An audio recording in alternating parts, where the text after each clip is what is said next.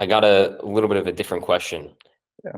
Let's say someone is listening right now and Mhm. they're just like, I'm completely lost. I don't know what is like, I don't like research. This is super technical.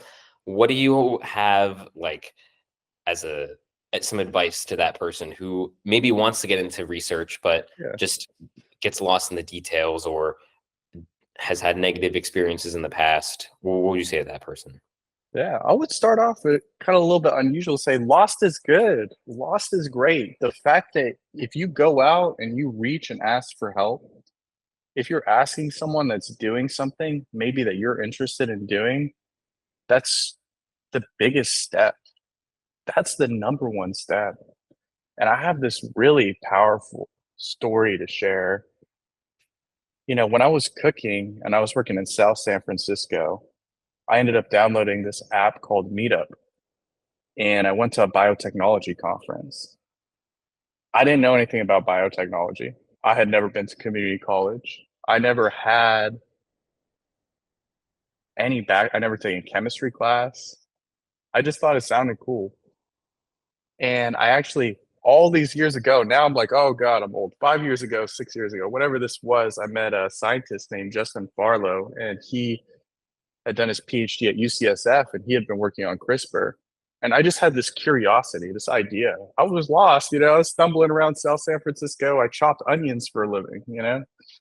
But that conversation pushed me in the right direction to where I am now. And I still keep in touch with him occasionally. And it's amazing how one conversation could change your life or one experience. And I think being lost is something you should embrace. Embrace being lost and embrace exploring.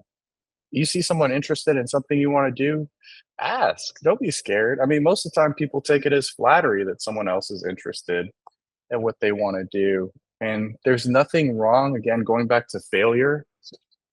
If you go into a research lab and you really didn't like it, that's such a good thing because now you don't really like research. Or if you went into a clinic and you found you didn't really like clinic, that's okay. Like it's not a mark of failure. And I think my best advice is embrace being lost, but ask as many people as you can, as many questions as you can, and be curious because you never know what's out there. And having these small experiences could really shape you. And you might end up in places you never expect just by taking the chance of sending that one email, starting that conversation, downloading that app, or taking a little risk.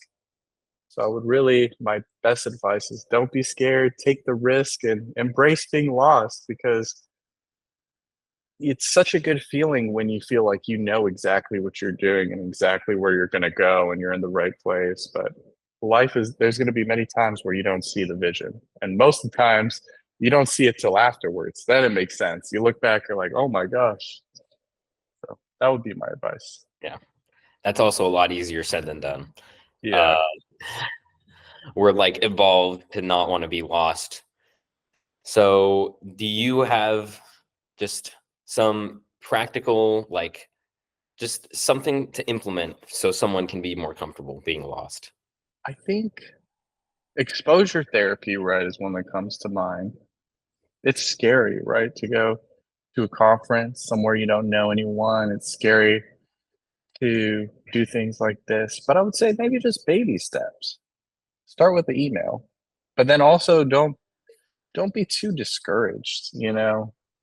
I know, especially like example I could give at UCLA, I could remember reaching out to a professor for advice about something, and he didn't read my email. He just responded to me with, "There's no space in my lab." It would have almost been better if he didn't say anything at all. Because it's like not only did he not read my email, but he just had this assumption, I guess, that everybody wants to join his lab, and that's his default response. So I think don't be afraid of the negative experiences. It's okay if someone doesn't email back. It's okay if you don't have a positive experience, but just keep putting yourself out there. Keep going for those experiences. And when you feel down, it's hard to let things wash over you. And it's hard not to let it affect you. But you just have to take a step back and see the bigger picture and not take everything so serious. And I think if you put a lot of emphasis on reaching out to a mentor, and in an email and they don't get back to you, you're going to feel really bad, right? But if you keep it kind of more casual, you keep an open mind, it's like, well, let me ask this guy for advice and this girl for advice, this, and you keep it light and open like that. I think that helps a lot and leads to a lot of success. And sometimes not having an expectation, because if you have no expectations, more often than not, you're pleasantly surprised. Thank you so much for listening. I hope you enjoyed. If you don't mind, please leave a like and subscribe. And with that being said, see you in the next one.